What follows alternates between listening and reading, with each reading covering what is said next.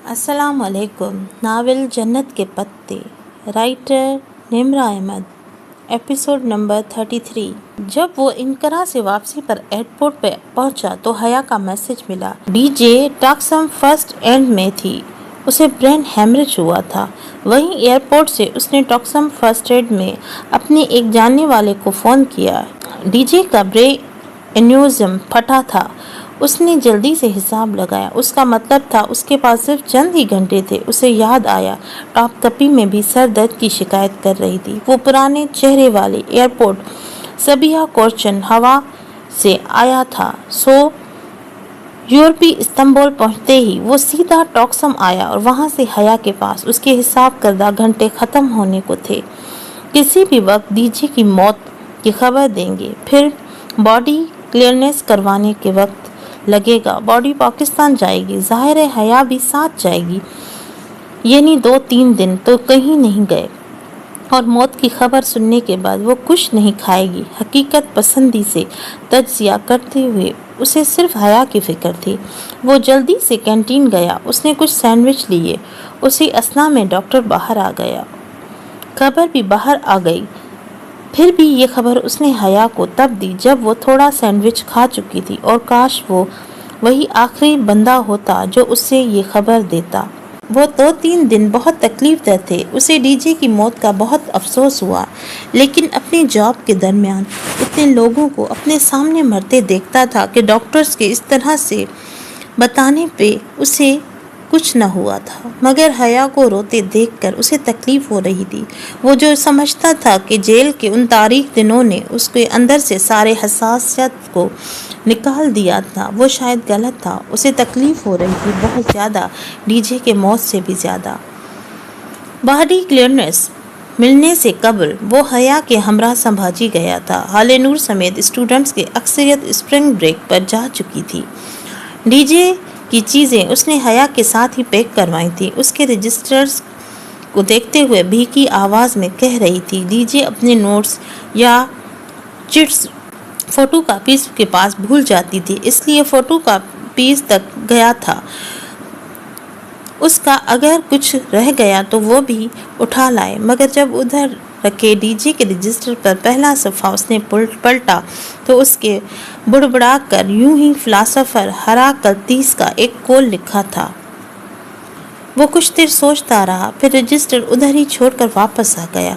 हया उस वक्त जहनी तौर पर इतनी डिस्टर्ब थी कि उसको कुछ पूछने का होश न था। बाद में वो वापस आकर रजिस्टर ले लेगी तो उस कोल को ज़रूर पढ़ेगी और उसे अपने पजल बॉक्स पर पहेली के तौर पर लिख सकता था। डीजे फ़लसफ़े की तालिबा थी तो शायद हया भी उसे फ़लसफ़े के पस मंज़र से वाकिफ़ हो। शायद मम्मी के मजबूर करने पे वो अपने कंट्रोलर से इजाज़त लेकर हया के साथ पाकिस्तान आ गया। वही मौका जिससे वो भागता था बालाखिर सामने आ गया, मगर सिर्फ हया के लिए उसने ये कर लिया। अपने मामूओं के सामने आज भी वो खुद को कमज़ोर महसूस करता था। उनकी बातें सुनना, उनके तेवर बर्दाश्त करना, वो कुछ भी तो नहीं भूला था, लेकिन उसके सिवा कोई चारा भी न था।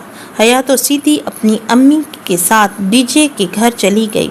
वो सुलेमान मामू से मिला और कुछ देर हया वगैरह के लाउंज में उसके साथ बैठा रहा। मामू ज़रा रुखाई से मिले। सर्द अंदाज, ठीक है, वो भी तो इस तरह से मिला था। सबीन ठीक है, उससे भी ले आते, अब्बा की वजह से नहीं आ सकती। अच्छा, वो खामोश। बस इस तरह कुछ बातें करके मुलाजमा ने उसका कमरा दिखाया। वो नीचे वाला कमरा था। उसने पूछा अगर कोई ऊपर वाला कमरा मिल जाए तो मुलाजमा ने फ़ौरन सामान ऊपर वाले गेस्ट रूम में रख दिया। वो किसी के भी घर में रहता, हमेशा ऊपर वाली मंजिल पर चढ़ता। ऊपर से नीचे पूरे घर का जायज़ा लेना आसान होता। आपको अपने फरारे राह का रास्ता भी मिल जाता है। आसपास के घरों पर भी नज़र रखना सहल होता है। दोपहर में वो सो नहीं सका, बस टेरेस से इधर उधर देखता रहा। मस्जिद किधर है, कॉलोनी से निकलने के रास्ते, सेक्टर के मरकज समेत। दोपहर में हया उसकी अम्मी वापस आ गई। उसने खिड़की से देखा था। हया बीमार लग रही थी, मगर वो उस तरह जाकर पूछ भी नहीं सकता था। शाम में ज़रा देर को आँख लगी थी। کہ حیا کی امی فاطمہ مومانی نے دروازہ کھٹکھٹایا۔ فرقان ماموں وغیرہ آئے تھے نیچے۔ میں آ رہا ہوں بس فریش ہو کر۔ اوکے اچھا۔ وہ رکی۔ نور بانو بتا رہی تھی کہ آپ کے نیچے والا کمرہ پسند نہ آیا، یہ ٹھیک ہے؟ جی، اس نے تردید کیے بغیر بس اثبات میں سر ہلایا۔ وہ تو ایسا ہی تھا، مگر فاطمہ مومانی کو شاید کچھ اچنبھا سا ہوا تھا، مگر بولی کچھ نہیں۔ کچھ دیر بعد وہ کمرے سے بنا چاپ کے نکلا۔ اپنی سیڑھیوں کو گول چکر کے اوپر سے تھا جب لاؤنج سے ملحقہ کچن کے آدھی کھلی دیوار کے پاس فاطمہ مومانی حیا سے بات کرتی نظر آئیں۔ اس نے دانستہ طور پر رک کر سنا۔ یہ سبین کا بیٹا ذرا پراؤڈ نہیں کرتا؟ چلو جی، پہلے اس کا باپ مغرور تھا، اب وہ مغرور ہو گیا۔ جو اپنی مرضی سے رہنا چاہتا ہے وہ مغرور ہو گیا۔ وہ تو مغرور نہیں تھا، اسے تو کسی چیز کا غرور نہیں تھا۔ پتہ نہیں کیوں وہ اس کے بارے میں اسے اندازہ قائم کر رہی تھی۔ نہیں، وہ شروع میں ایسے ہی رہتا ہے، حیا کہہ رہی تھی، اور بعد میں ہی ایسا رہتا ہے۔ اس سے شروع اور بعد کے درمیان کبھی کبھی نارمل ہو جاتا ہے۔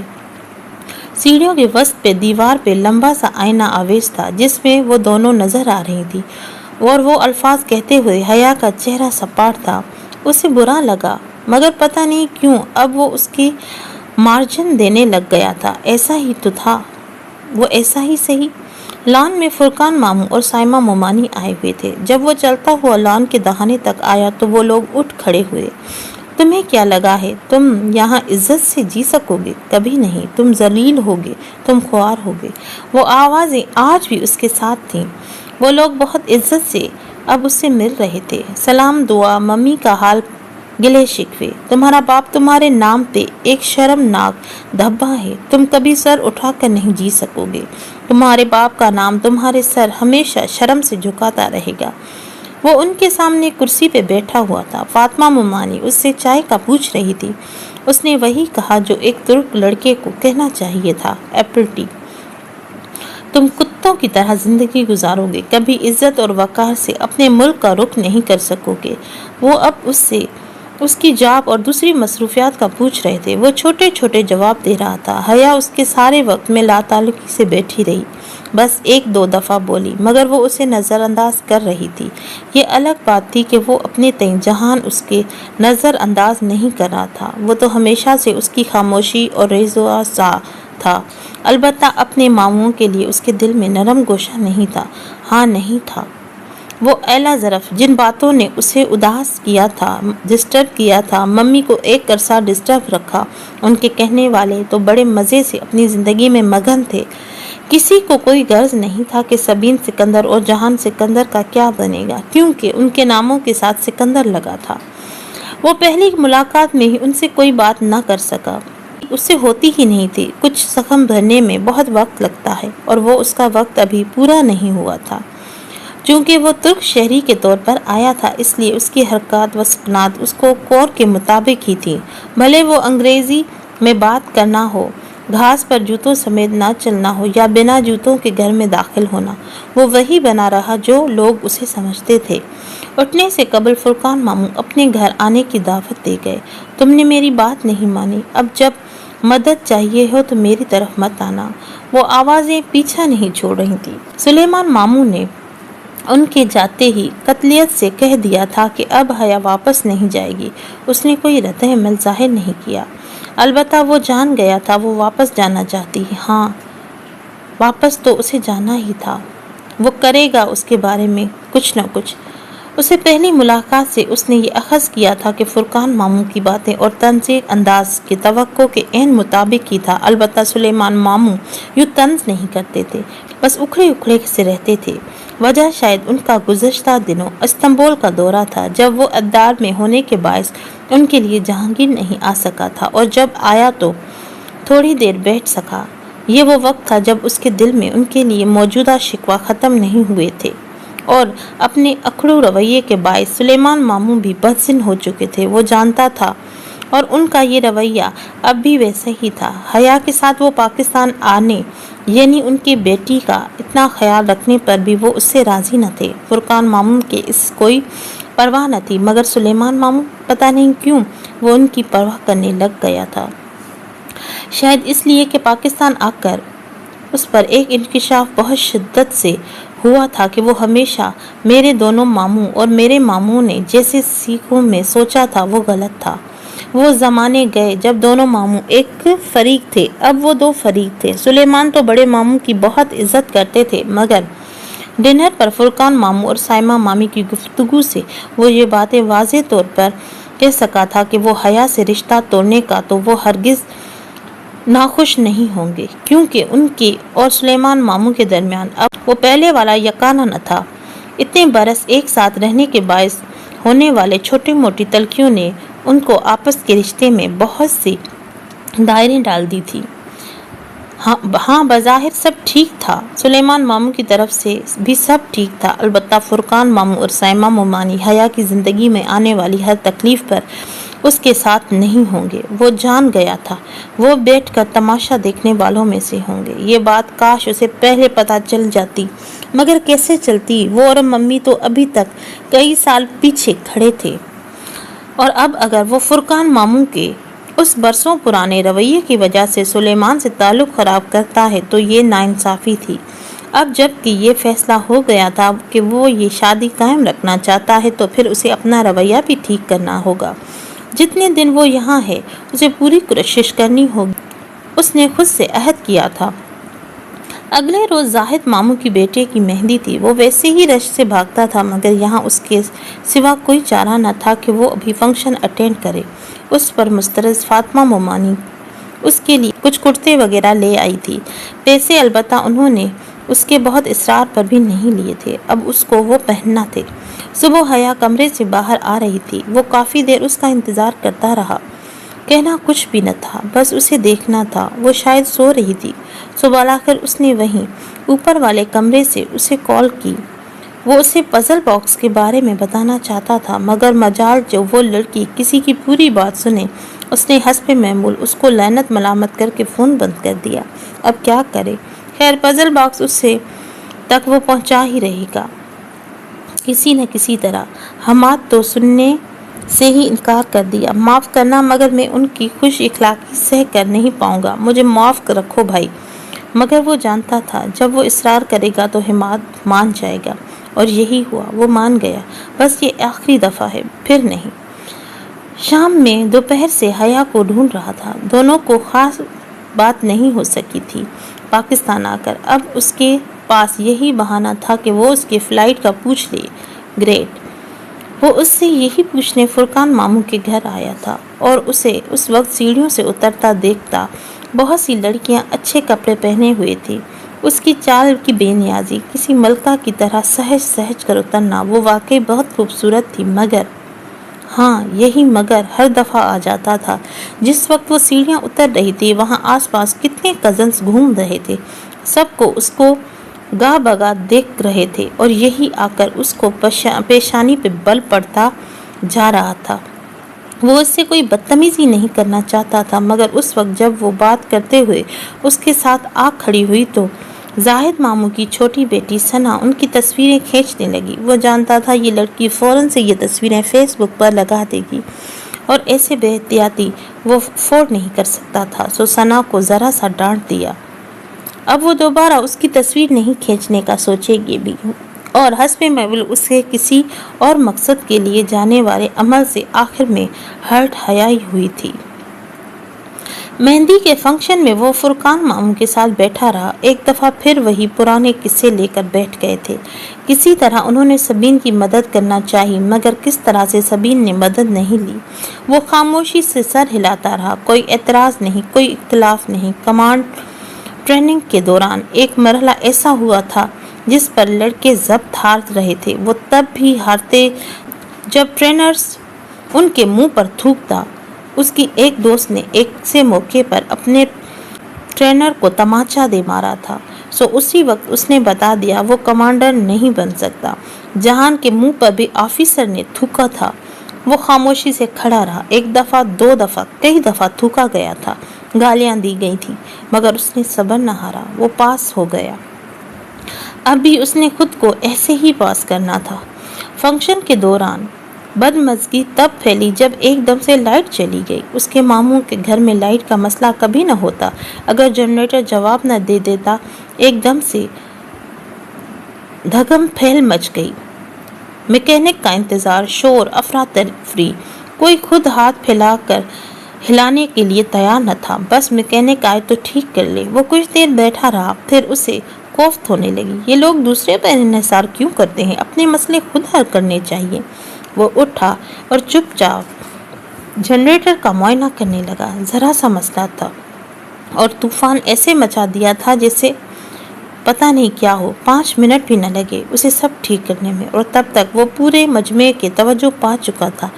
ये चीज़ ज़्यादा खौफ दिलाने वाली थी। वो हाथ धोने के बजाय जल्दी से अंदर चला गया। अलबत्ता वो जानता था कि सारा वक्त हया बहुत मसरूर अंदाज में उसे देख रही है, वो जैसे उस पर फख्र कर रही थी। बैद में सब मर्द लाउंज में बैठ गए तो वो भी वहीं बैठा रहा। लाशऊरी तौर पर वो हया का मुंतज़िर था कब वो आएगी और वो उसे देख सके। बहुत देर बाद वो नजर आई, साथ में जाहिद मामू की छोटी बेटी भी थी।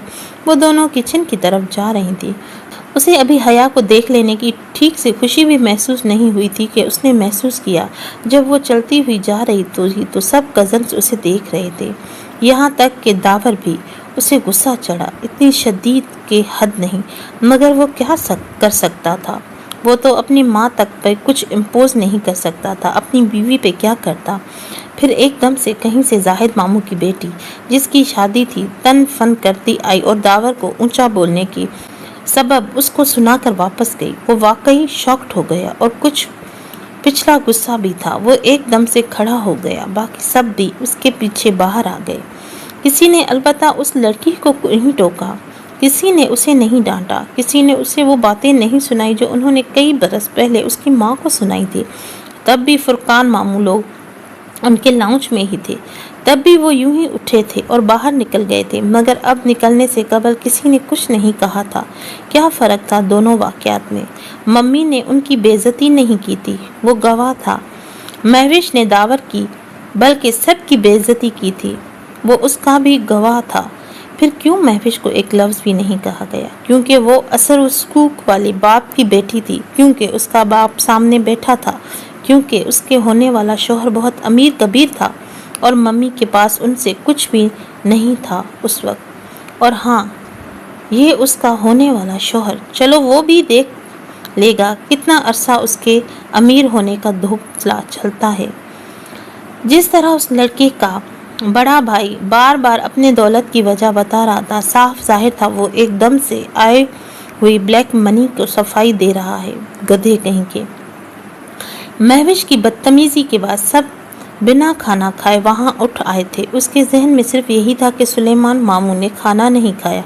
हया ने बाहर खा लिया था, मगर मामू, वो उनकी इतनी परवाह क्यों कर रहा था पता नहीं, मगर जो भी हुआ मामू थे। सो हया के साथ मिलकर उस रात उसने सुलेमान मामू के लिए पास्ता बनाए थे और यूं उन दोनों के दरमियान सर्द मोहरी की दीवार भी उस तरह पिघल गई थी। मामू हैरान थे, मगर ज़्यादा जाहिर नहीं किया। वो उससे खफा रहते थे, वो जानता था, मगर अब शायद हालात बदल गए थे। शायद अगले रोज़ हमाद की बहुत मेहनत करके उसने वो बॉक्स हया तक पहुंचा दिया। उसके अंदर जो एक लॉकर था, जो अंदरूनी तिजोरी की चाबी थी, उस लॉकर को अभी खाली था, मगर वो वापस जाते ही कुछ रिकॉर्ड करके उसमें रख देगा। उसने सब सोच रखा था, बस उसके लिए उसे हया को वापस ले जाना लाजमी था। उन चंद दिनों में उसके बाकी रिश्तेदारों से भी ताल्लुकात बेहतर हो गए थे। महविश की छोटी बहन से लेकर सुलेमान मामू तक अब कोई उससे नाराज़ न था। जब वो बाद में अपनी जॉब के मुतालिक बताएगा तो उनका क्या रद्द अमल होगा वो नहीं सोचना चाहता था। बात की बात में देखी जाएगी, अभी तो उन सब को सेट रखना था। उस रात हया ने पजल बॉक्स उसे ही लाकर थमा दिया था। वो वाकई गड़बड़ा गया था। वो जान चुकी है और अब सब उसका हिसाब लेने आए थे, मगर नहीं, वो सिर्फ बॉक्स खुलवाने में मदद चाह रही थी। पागल लड़की, ये राजदारी से ही रखने वाली चीज़ थी। वो क्या अब हर किसी को यूं ही मदद के लिए कहती फिरेगी? उसका इलाज करना ज़रूरी था, सो उसने फौरन ही छुरा और हथौड़ा मांगा। हया ने घबरा कर बॉक्स वापस ले लिया। चलो, उसको उसकी तोड़ने के खोलने वाली ख्वाहिश का तो एहतराम है ना। اب اس کو لاکر سے ویڈیو نکالنے کے لیے ضروری تھا کہ وہ واپس استنبول جائے۔ ایک وقت تھا جب وہ اسے روکنا چاہتا تھا، مگر آج وہ خود سلیمان ماموں کے پاس گیا تھا وہ انہیں سمجھا سکے۔ وہ کمرے میں اکیلے تھے۔ وہ سامنے کرسی پر بیٹھ گیا، چھوٹی چھوٹی باتوں سے آغاز کیا۔ وہ خاموشی سے اسے سنتے رہے۔ تم اور کیا کرتے ہو ریسٹورنٹ کے علاوہ؟ انہوں نے سادہ سے انداز میں پوچھا۔ وہ ذرا دیر کے لیے ٹھٹکا۔ وہ کچھ جانتے تو نہیں ہیں آرمی کے بارے میں؟ وہ نہیں جان سکتے تھے، مگر کہیں عبد الرحمن پاشا کے کور کے بارے میں تو کچھ نہیں جانتے تھے، یا شاید روہیل نے امریکہ والی بات کا ذکر کر دیا ہو، مگر نہیں۔ وہ ان کی تسلی کرتا گیا پورے اعتماد کے ساتھ۔ پھر اس نے حیا کی بات کی، اور جب یہ کہا کہ اگر وہ واپس نہیں جائے گی تو کبھی ڈی جے کے دکھ سے نہیں نکل پائے گی، تو سلیمان ماموں نے اس کے چہرے کو غور سے دیکھتے ہوئے اجازت دے دی۔ انہیں اس کا حیا کے لیے فکر مند ہونا اچھا لگا۔ سب ٹھیک جا رہا تھا۔ وہ دونوں واپس آئے تو اس کا ارادہ تھا کہ وہ کچھ دن اسے اپنے گھر رکنے کا کہے گا۔ آہستہ آہستہ وہ اس کا لاکر ڈھونڈ لے گی، اور اس سے پہلے کہ وہ کسی دوسرے کے منہ سے کچھ سنے، وہ ویڈیوز اسے مل جائیں گی۔ پھر وہ مل کر فیصلہ کریں گے کہ آگے زندگی میں کیا کرنا ہے۔ سب کچھ ٹھیک جا رہا تھا۔ پاکستان سے واپسی پر اس کے سر کا درد بڑھتا گیا، اور اس کے باعث اسے بخار ہو گیا۔ پہلے دن تو حیا چلی گئی۔ اس نے کہا وہ کل آئے گی۔ اب وہ سمبھاجی دیکھنا چاہتی تھی، ڈی جے کی وجہ سے یقیناً۔ جس رات کے لیے حیا نے آنے کا کہا تھا، اس شام سے اس کا سر درد ناقابل برداشت صورت اختیار کر گیا تھا۔ ایسا لگتا تھا ابھی سر پھٹ جائے گا۔ وہ اپنا کام خود کر لیتا تھا، مگر آج عرصے بعد اس نے ممی سے کہا وہ اسے دودھ گرم کر کے لا دے اور ساتھ میں نیند کی گولیاں۔ ممی فوراً دونوں چیزیں لے کے آئیں۔ ذرا پریشان بھی گئی تھی۔ ان کو فکر نہ کرنے کا کہہ کر اس نے دوا لی اور پھر لیٹ گیا۔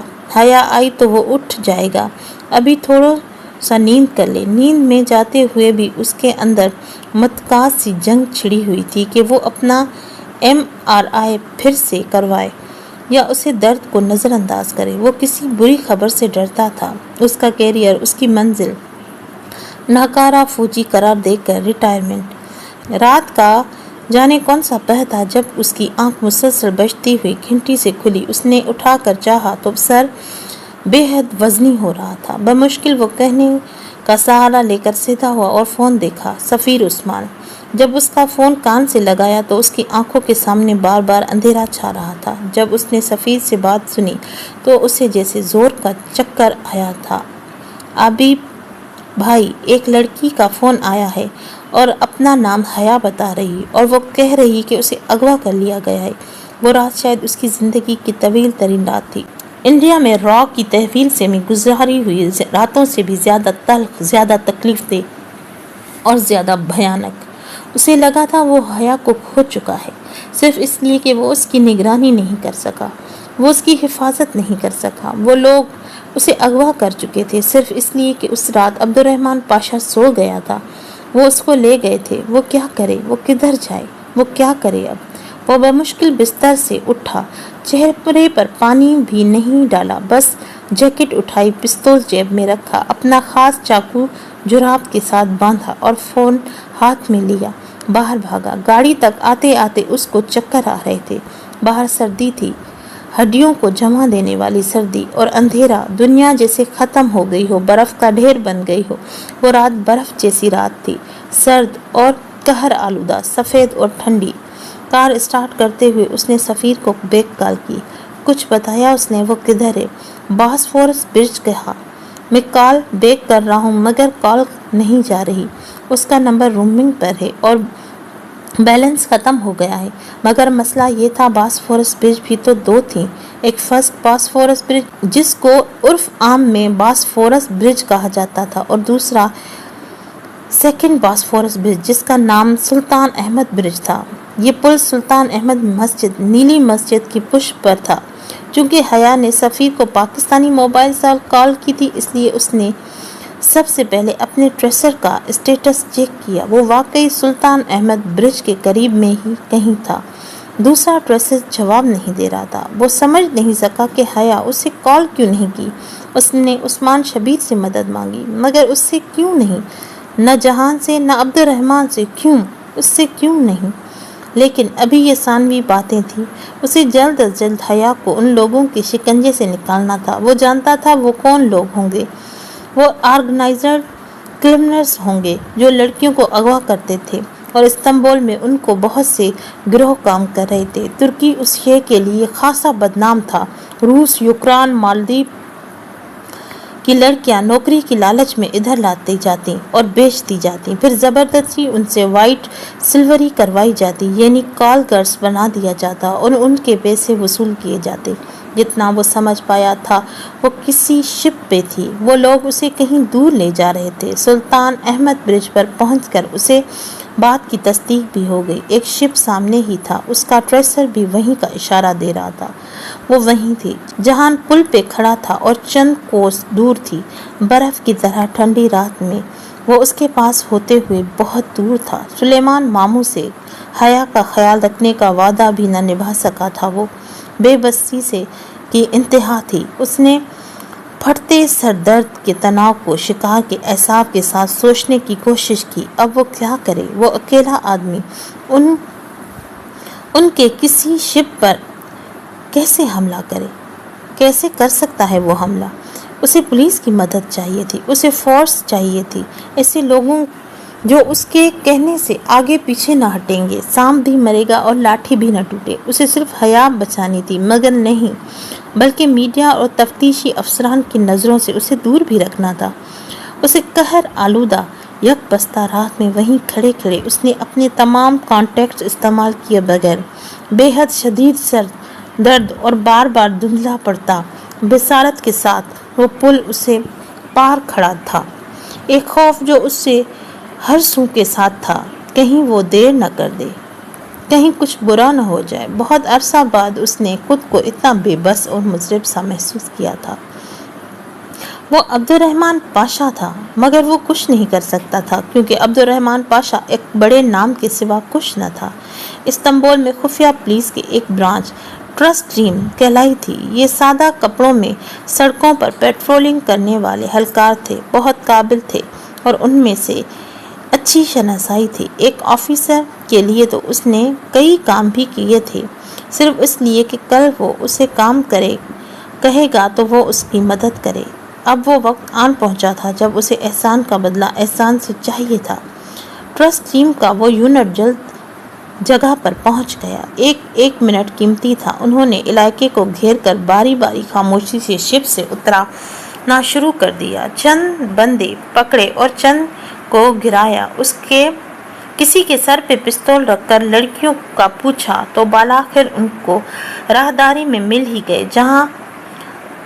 جہاں ایک کمرے میں لڑکیاں بند تھیں، وہ اس کمرے کا دروازہ کھول کر داخل ہونے والوں میں سے سب سے آگے تھا۔ اندر ایک روشنی کی گئی تھی۔ اندھیرے میں بے ہوش نیم جان پڑی لڑکیاں بہت بری حالت میں تھیں۔ وہ تیزی سے آگے بڑھا اور حیا کو ڈھونڈنا چاہتا تھا۔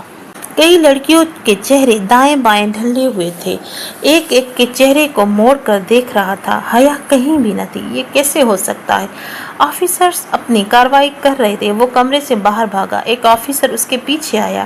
وہ پوچھ رہا تھا اس کو وہ لڑکی ملی یا نہیں۔ وہ جواب دینے کی پوزیشن میں نہ تھا، بس اس نے موبائل سے ٹریسر اسٹیٹس چیک کیا اور آس پاس ہی تھی، مگر کدھر؟ شپ کے ایک بندے کو ایک اہلکار نے اپنے نرگے میں لے رکھا تھا۔ وہ ان سے ان کے بڑوں کا پوچھ رہا تھا۔ وہ ہکلاتے ہوئے انداز کی طرح جاتے راہداری کا بتانے لگا۔ جہان نے پوری بات نہ سنی، وہ اس طرف بھاگا۔ ساتھ ہی اس نے حیا کو کال ملائی۔ حیا کا فون رومنگ پر تھا اور کال نہیں جا سکتی تھی کیونکہ بیلنس ختم تھا، مگر اس نے سسٹم ہیک کر کے کال ملائی۔ اور یہ سب تب ہوا جب اور ساتھی افسر دوڑتے قدموں سے راہداری میں بھاگتے جا رہے تھے، اور تب ہی اس نے ایک کمرے کے پیچھے سے اس نے حیا کی چیخ سنی۔ وہ رک گیا۔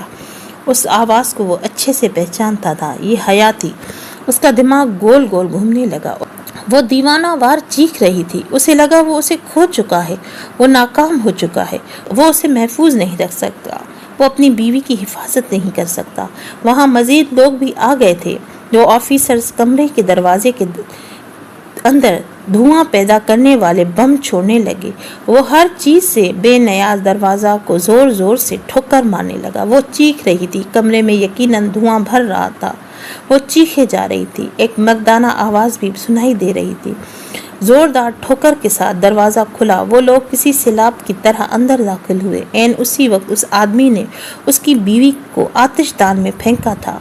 وہ اس کی زندگی کا سب سے تکلیف دہ منظر تھا۔ کمرے میں بہت سا دھواں پھیلا ہوا تھا۔ وہ برف کی رات نہیں تھی، وہ آگ کی رات تھی، اور وہ کسی کرسی پہ بندھی تھی، زخمی دھاگے سے بندھی ہوئی، زخمی بازوؤں کے ساتھ، آگ کے قریب اوندھے منہ گری ہوئی تھی۔ اس کے لباس کا دامن جل رہا تھا، مگر باقی کا لباس ٹھیک تھا۔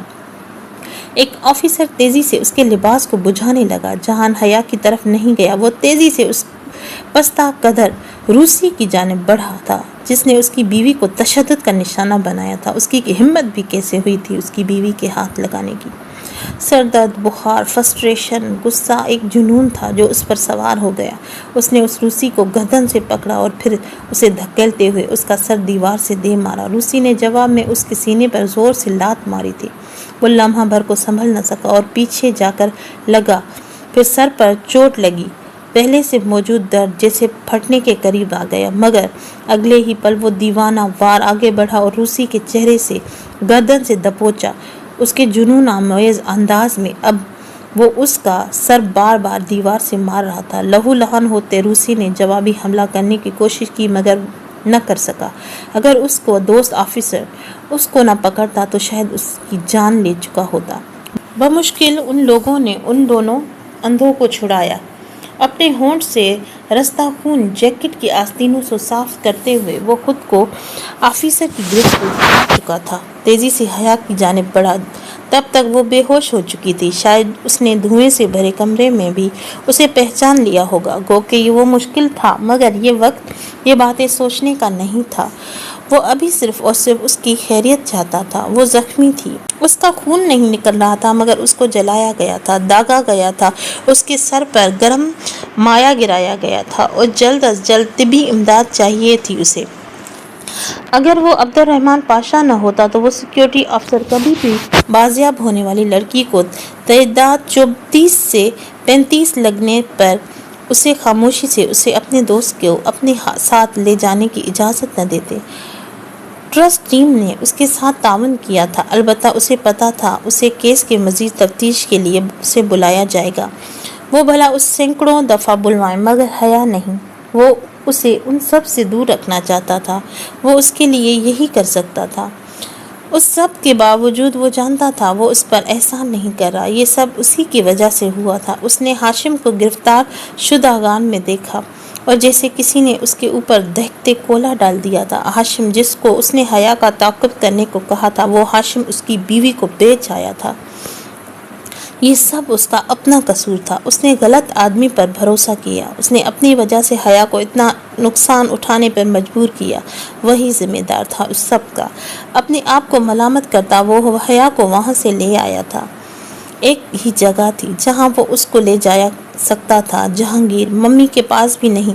ممی یا کسی بھی رشتہ دار کو کچھ پتہ نہیں چلے۔ یہ نہیں ہونا چاہیے تھا، چاہے وہ ممی ہی کیوں نہ ہو۔ اب بس ایک ہی جگہ تھی، بیوقدہ عائشہ گل۔ وہ اسے اسپتال نہیں لے جانا چاہتا تھا۔ اگر وہ اسے اسپتال لے جائے گا تو صبح تک پورے ادلار کو خبر ہو جائے گی۔ اپنے کسی آدمی پر اسے بھروسہ نہ تھا۔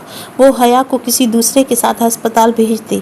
وہ اتنا ہرٹ اور اتنا پریشان تھا کہ وہ آخری جگہ جہاں سے وہ باہر نہیں نکل سکتی تھی وہ ادلار میں اپنا گھر ہی تھا۔ حیا کے زخم ایسے نہ تھا کہ اسے فوری طبی امداد کی ضرورت پڑتی۔ مرہم پٹی تو خود بھی اسے کر سکتا تھا، مگر سارا مسئلہ بالوں کا تھا۔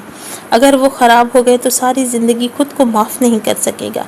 ابھی جلد از جلد اس کے بالوں سے ویکس اتارنا تھا اور اسی سلسلے میں عائشہ کے لیے کچھ کر سکتی تھی۔ عائشہ کو ان کاموں کا تجربہ نہ ہوگا۔ وہ کوئی پیرا میڈیکل اسٹاف نہیں تھی۔ وہ تو چھوٹی سی لڑکی تھی، مگر وہ ایک بات جانتا تھا، وہ اس لڑکی پہ بھروسہ کر سکتا تھا۔ آگے عائشہ کیسے حیا کے بال ٹھیک کرتی ہے، یہ عائشہ کا مسئلہ تھا۔ خوف اور اچانک بڑے اتفاق احسان کا اصل پوٹینشل اس کے سامنے لاتے ہیں، اور وہ اس طرح کے شدید حالات میں ایسا کام کر جاتے ہیں جو عام زندگی میں اسے لگتا ہے کہ وہ کبھی نہیں कर पाएगी। उसी वक्त भी वो आयशे से उसी पोटेंशियल की उम्मीद रखता था। वो अब्दुर्रहमान के लिए कुछ न कुछ कर लेगी। आयशे और बहारें उसी रोज़ अकेली थी। आनी कुछ रिश्तेदारों से मिलने शहर से बाहर गई थी। वो पिछले दरवाजे से घर में दाखिल हुआ था। उसे बेहोश जख्मी लड़की को उसने बालाई मंजिल पर बने अपने पुरतईस से बेडरूम के पर लिटा दिया था। तब भी वो बेहोश ही थी। वो नहीं जानती थी कि उसको कौन उधर लाया है। उसे बर्फ और आग की रात में वो तेजी से जीने फलांगता नीचे आया और आयशे के कमरे का दरवाजा खटखटाया। धड़ धड़ धड़ उसने दरवाजा पीट डाला था। क्या हुआ? कौन? आयशे सर पर स्कार्फ लपेटी नींद से घबरा कर उठी और बाहर निकली थी। सामने देखकर हैरान से आंखें फैल गई। तुम इंडिया से कब आए? और उसे तब याद आया कि अदलार वालों के लिए वो इंडिया में ही था। आज ही आया था। मुझे तुम्हारी मदद चाहिए। आओ ऊपर। जीन्स और स्वेटर, रफ हुलिया, बिखरे बाल, ऐनक गायब। ये वो अब्दुर्रहमान तो नहीं था जिसे वो जानती थी, मगर जैसे उसने कहा वो दोनों बहनें उठकर उसके साथ ऊपर आईं। सामरा मामला उनको समझाकर जहां ने जब मदद के लिए कहा तो आयशे तज़ब्बुत से बेड पर पड़ी हया को देखने लगी। तुम इसे अस्पताल ले जाओ, यही ठीक रहेगा। मुझे तो कुछ नहीं है समझ आ रहा। नहीं, कल सुबह हम डॉक्टर को घर पर लाएंगे। अभी मुझे सिर्फ उसके बाल बचाने हैं। तुम किसी तरह से ये वैक्स उतार दो। तुम्हें क्यों लगता है कि मैं ये कर सकूंगी? तुम खुद ही तो कहते हो आयशे गुल कभी कुछ नहीं कर सकती। उसने मलाल से कहते हुए बेहोश पड़ी लड़की के चेहरे को देखा। वो अक्सर ये बात कह दिया करता था कि आयशे गुल सब कुछ करना सीख जाएगी। प्लीज़ आयशे कुछ करो, मुझे किसी पे एतबार नहीं। अगर तुम कुछ ना कर सकती हो तो मैं मदद लेने तुम्हारे पास क्यों आता? वो उसके सामने खड़ा बहुत टूटे हुए लहजे में उसके चेहरे को देख रहा था। ओके, हम कोशिश करते हैं। उसके अंदाज में कुछ था कि आयशा स्वेटर के आस्तीन ने ऊपर चढ़ाते हुए गुनूद की गई हुई लड़की के सिरहाने आ बैठी थी। बहारें अलबत्ता सोफे पे बैठी हथेलियों पे चेहरा गिराए सोच में गुम थी। कुछ भी करो मगर मुझे इसके बाल वापस चाहिए। वो सोफे पे बैठी हुई बहुत सी जैसे मिन्नत कर रहा था। उसके चेहरे पर ज़मानों का करब व तकलीफ रकम थी। उसके बाल बहुत खूबसूरत हैं, मुझे वापस चाहिए। क्या वो तुम्हें अच्छी लगती है? बहारें ने बहुत सोच कर सवाल किया। आयशे ने ताज़ीबी नज़रों से उसे घूरा मगर वो जहान की तरफ मुतवज्जह थी। वो चंद लम्हे उसे देखता रहा, फिर आहिस्ता से अस्पात में सर हिलाया। बहुत ज़्यादा। और अगर उसके बाल ख़राब हो जाएंगे तो वो तुम्हें अच्छी नहीं लगेगी। बस बहुत हो गया बहारें गुल। आयशा ने सख्ती से उसे टोका तो उसने मुंह बसोर कर सर झटका। वो मुझे तब भी अच्छी लगेगी। कुछ देर बाद वो मजबूत लहजे में बोला तो बहारें ने नाक सकेड़ कर मुंह फेर लिया। उसे जैसे ये बात बिल्कुल भी पसंद ना आई हो। आयशे अब उसके बालों को छू कर देख रही थी। वैक्स केस खींच कर उतारते तो बालों को नुकसान देगी, लेकिन उसने जहन पर जोर डालना चाहा। लेकिन अगर उसको हम पिघला कर उतारेंगे तो ये उतर जाएगी, जो नुकसान भी ना पहुंचाए स्केल को। वो जख्मों की फिक्र मत करो, सिर्फ ये वैक्स उतारो। हाँ, बैज़ दफ़ा हाथ पे ये गरम गरम गिर जाती है, इतना नुकसान नहीं होता। जो जख्म है वो भर जाएंगे, मगर उसको कैसे पिघलाएं? वो बेबसी से बोली। आखिर कौन सी चीज़ है जो वैक्स को घोल सकती है? आयशा जमी हुई वैक्स को हाथ से छू कर देखते हुए सोच में पड़ गई। गर्म पानी, मगर आयशे ने नफ़ी में सर हिलाया।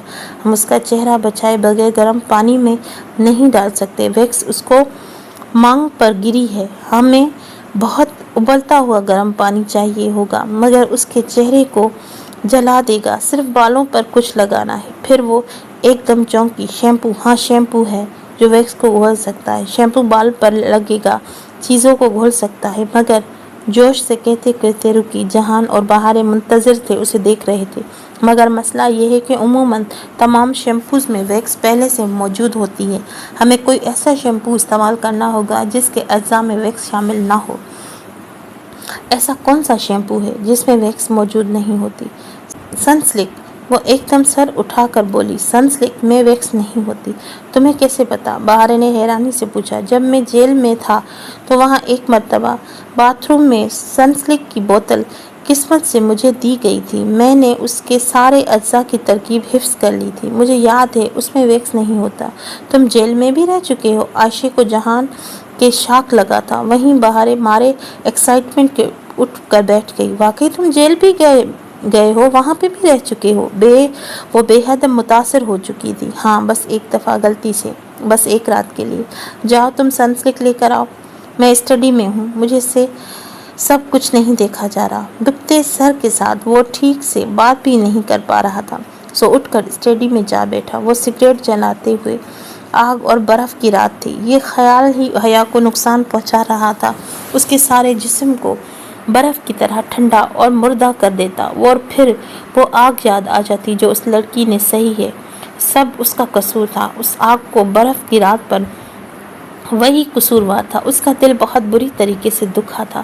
اندر عائشہ نے بہت مستعدی سے کام شروع کر دیا تھا۔ سب سے پہلے اس نے ٹشو رول کیا اور بہت سا ٹشو اچھے سے حیا کے سر پر اس جگہ لپیٹا جہاں ویکس گری تھی۔ پھر اوپر سے اس نے ہیئر ڈرائر چلا دیا۔ تیز گرم ہوا ٹشو سے گزرتی ہوئی اس کے بالوں کو چھونے لگی۔ عائشہ اس طرح حیا کے سرہانے کارپٹ پر گھٹنوں کے بل بیٹھی ہیئر ڈرائر کو پکڑے اس کے بالوں کے قریب آگے پیچھے کر رہی تھی۔ آہستہ آہستہ ٹشو تلے جمی ویکس پگھل کر ٹشو میں جذب ہونے لگی۔ جیسے ہی ٹشو کا ڈھیر گیلا ہو گیا، بہارے نے جلدی سے اسے حیا کے بالوں سے اتارا اور ٹوکری میں پھینکا۔ تب تک عائشہ نیا رول گھول کر حیا کے بالوں میں لپیٹنے لگی۔ یوں تھوڑی تھوڑی دیر بعد ٹشو بدل دیے جاتے، بہت سارا ویکس یوں ہی اتر گیا، یہاں تک کہ اب ویکس کی آخری تہہ بالوں پر جمی رہ گئی جس سے بال نظر آ رہے تھے۔ پتلی مگر سب سے مشکل تہہ۔ اس کے لیے اس نے شیمپو کا استعمال کیا۔ تولیے کے اس نے گردن کے آگے پھیلا دیا تھا کہ عبدالرحمن کا بیڈ تھا اور اس پر وہ ایک بھی داغ برداشت نہیں کرتا تھا۔ اس نے اسپرے سے حیا کے بالوں کو گیلا کر کے نرمی سے اس پہ شیمپو کا مساج شروع کیا۔ امی درمیان میں ایک دفعہ اس کی آنکھ بھی کھلی تھی، شاید اس کی آنکھوں پہ پانی گرا تھا۔ اس نے فوراً بہارے کو آہستہ سے کہا، عبدالرحمن کو کہہ کر آؤ، وہ جھاگ گئی ہے۔ عائشہ کے ہاتھ ابھی جھاگ سے بھرے ہوئے تھے، حیا کو بالوں پہ تہہ تھی۔ بہارے سر کو ہلا کر تیزی سے باہر بھاگی۔ وہ اس طرح اسٹڈی میں بیٹھا کھڑکی سے باہر تاریک رات کو دیکھتا رہا، سگریٹ پھونک رہا تھا۔ بہارے بھاگ کر اس کے پاس آئی تھی۔ وہ اٹھ گئی ہے، بس تھوڑی سی، زیادہ نہیں، اب کیا کریں؟ اس کے پکارنے پر وہ چونکا، پھر چند لمحے خاموشی سے اس کا چہرہ دیکھتا رہا، پھر فوراً اٹھ کر باہر آ گیا۔ اس کا رخ ایٹک کی طرف تھا۔ جب وہ واپس آیا تھا تو اس کے ہاتھ میں ایک سلیپ اسپرے تھا۔ اس کو اس کے تکیے پر اسپرے کر دو، وہ پھر سے سو جائے گی۔ اس نے اسپرے بہارے کو دے دیا۔ وہ اسپرے پکڑ کر سر ہلا کر واپس اندر بھاگ گئی۔ اس کی ہدایت کے مطابق عائشہ نے سلیپ اسپرے حیا کے تکیے پر اسپرے کر دیا۔ وہ ہلکی ہلکی جاگنے لگی تھی، پھر سے غنودگی میں چلی گئی۔